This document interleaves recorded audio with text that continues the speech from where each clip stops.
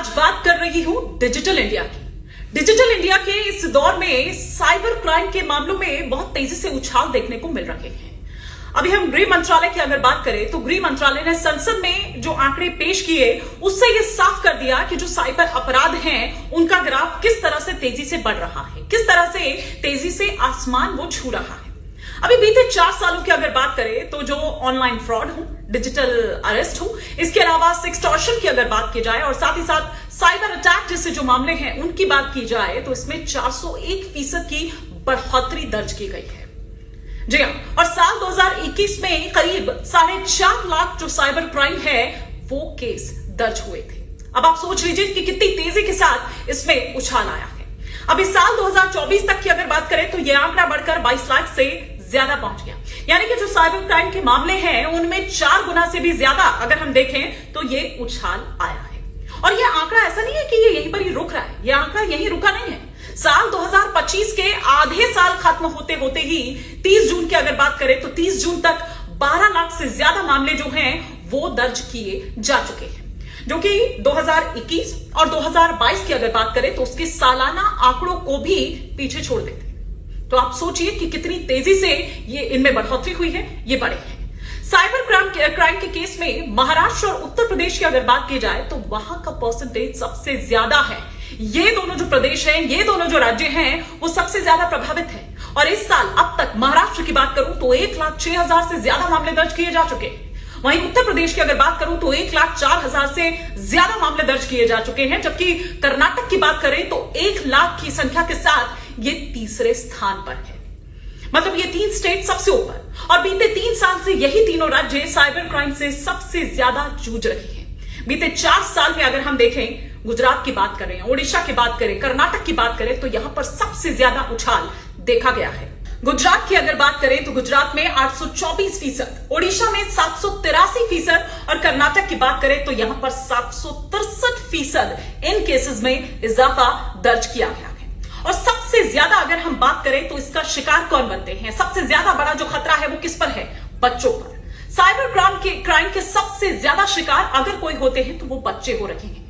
और गृह मंत्रालय के मुताबिक अगर बात करें तो साल 2018 से साल 2022 के बीच 3,000 से ज्यादा जो चाइल्ड पोर्नोग्राफी की अगर बात करें तो उसके केसेस सामने आए हैं या फिर उससे जुड़े रहे। 18 साल से जो कम उम्र के बच्चे हैं उनके खिलाफ स्टॉकिंग के ऐसे 500 केसेस जो कि सामने अब तक आ चुके हैं। और ये मामले लगातार बढ़ रहे हैं, इन मामलों की रफ्तार जो है वो लगातार बढ़ रही है। बच्चों के खिलाफ अगर हम ऑनलाइन क्राइम की बात करें तो साल 2021 में ये 25% बढ़े हैं। 2022 की अगर मैं बात करूं तो ये आंकड़ा 32.5% तक पहुंच चुका है।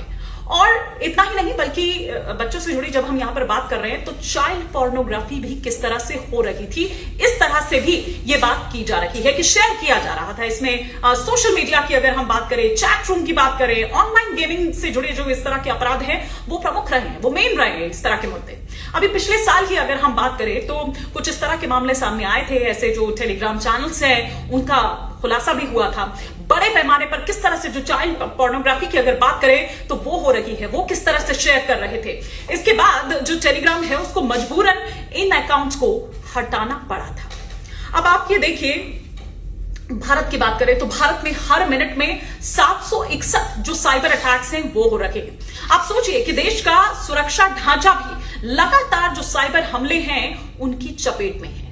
Data security council of India की अगर हम बात करें, यानी कि DSCI की अगर हम बाबात करें तो उसकी रिपोर्ट ये बताती है, उसकी रिपोर्ट के मुताबिक साल 2024 में यानी कि पिछले साल ही भारत में हर मिनट औसतन 761 जो साइबर अटैक के प्रयास है वो किए गए हैं। इनमें सबसे ज्यादा किनमें देखा गया है? हेल्थ केयर उसमें है, हॉस्पिटैलिटी उसमें है, बैंकिंग सेक्टर की अगर बात की जाए तो उसमें भी ये साइबर अटैक हुए हैं। और ये दरअसल आप ये कह सकते हैं कि डिजिटल क्राइम का एक नया ये चेहरा है। जो आंकड़े निकलकर सामने आए हैं ये आंकड़े बताते हैं, इन आंकड़ों से ये साफ है कि भारत अब साइबर अपराध के सबसे खतरनाक दौर में एंटर कर चुका है। सबसे खतरनाक दौर में अगर मैं ये कह रही हूं तो ये किस लिए कह रही हूं, ये तमाम आंकड़े ये बताते हैं। एक तरफ धोखाधड़ी और यौन शोषण से जुड़े या उस जैसे जो अपराध हैं आम लोगों को जकड़ रखे हैं। वहीं दूसरी ओर अगर आप देखें तो जो विदेशी हैकिंग नेटवर्क है वो भी देश की जो रणनीतिक सुरक्षा है उस पर निशाना साध रहे हैं।